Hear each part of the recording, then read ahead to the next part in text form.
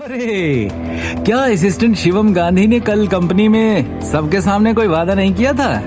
क्या उसने ये घोषणा नहीं की थी कि किंग ऑफ द वर्ल्ड निश्चित रूप से आज की प्रदर्शनी में दिखाई देगा? बड़े काबिल हैं असिस्टेंट शिवम। मिल ही गया होगा इन्हें चोरी किया हुआ किंग ऑफ द वर्ल्ड। कहाँ है? पॉकेट में। दर्श सिंघानिया अचानक बगल से गर्भ में चलता हुआ और शिवम का मजाक उड़ाते हुए आया। दर्श के आते ही तान्या और भी अगड़ में आ गई। शिवम, तुम पूरे शहर में बेकार घर जमाई के नाम से फेमस हो। जिस चोर ने कंपनी से किंग ऑफ द वर्ल्ड चुराया है ना, वो भी तुम पर दया करके तुम्हें वो लौटाएगा नहीं। ऐसे कैसे ले आए तुम वो ज्वेलरी पीस ढूंढकर? तान्या शालीनता से हंस पड़ी और उन पर उपहास के शब्द फेंकना जारी रखा। तुम लोग? दृष्टि ने अपनी भावनाओं को दबाने की पूरी कोशिश करते हुए गुस्से में अपने होंठों को हल्के से काटा। शिवम ने कहा, दृष्टि छोड़ो इन्हें, प्रदर्शनी शुरू होने वाली है, चलो चल के अंदर बैठते हैं। दृष्टि ने सिर हिलाया और वो दोनों घूमे और प्रदर्शनी हॉल के इंटीरियर की ओर चल पड़े। वहीं रुक जाओ। उसी समय तान्या अचानक चलकर उनके सामने आई और उनका रास्ता रोक दिया। क्या तुम दोनों अब भी सोचते हो कि तुम्हें वीआईपी मेहमानों के बीच बैठने का अधिकार है? सिक्योरिटी, इमरजेंसी, इधर आओ, तान्या ने आत्मविश्वास से कहा और अपना हाथ लहराया। उस समय सुरक्षा वर्दी पहने 3 या 4 स्टाफ सदस्यों ने तुरंत उसकी ओर से उसके आदेशों का जवाब दिया। इन दोनों लोगों को अंदर प्रवेश करने का अधिकार नहीं है, फिर भी ये अंदर बैठना चाहते हैं। ये जरूर प्रदर्शनी में हंगामा करने की कोशिश कर रहे हैं, इसलिए इन दोनों को एक ही बार में बाहर निकाल दो। तान्या ने 2 टूक कहा।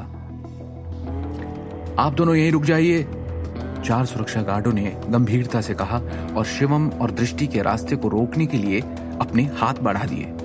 क्या कर रहे हो? मैं कंपनी की चीफ डिजाइन अधिकारी हूं, फिर भी मैं अपनी जगह पर नहीं बैठ सकती? हॉल में एंटर नहीं कर सकती? दृष्टि ने गुस्से में कहा। तान्या ने तिरस्कार के साथ उपहास किया।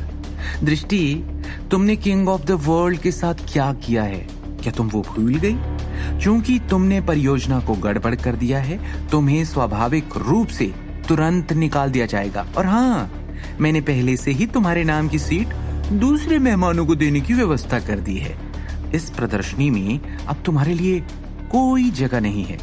लेकिन अगर तुम दोनों दूसरे पार्टिसिपेंट्स के डिजाइन किए हुए गहने देखना चाहते हो तो बस यहाँ खड़े होकर देख सकते हो। अगर तुम्हारे पास वीआईपी सेक्शन में प्रवेश करने का कोई विचार है तो उसे विचार ही रखो, तान्या ने ठंडे स्वर में कहा। तुमने हमारी सीट किसी और को क्यों दी?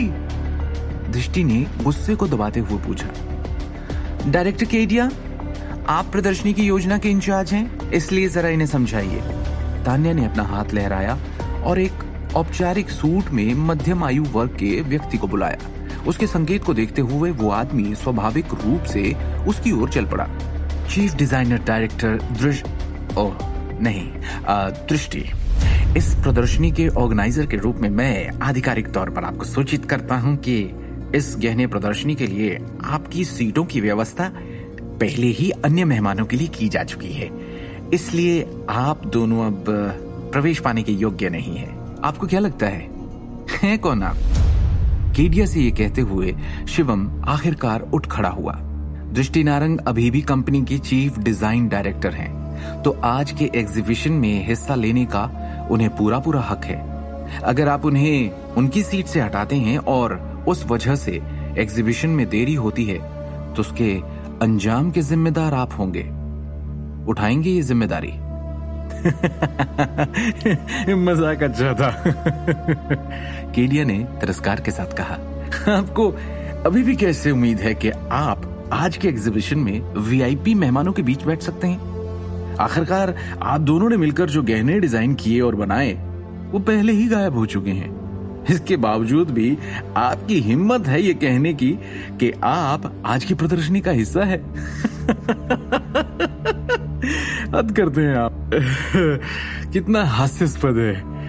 क्या आपको नहीं लगता कि आप खुद को कुछ ज्यादा ही आंकते हैं? दृष्टि नारंग के बिना ये एग्जीबिशन नहीं हो पाएगा, ऐसा लगता है आपको? डायरेक्टर केडिया ने बिना नापे तोले अहंकार से सवाल किया।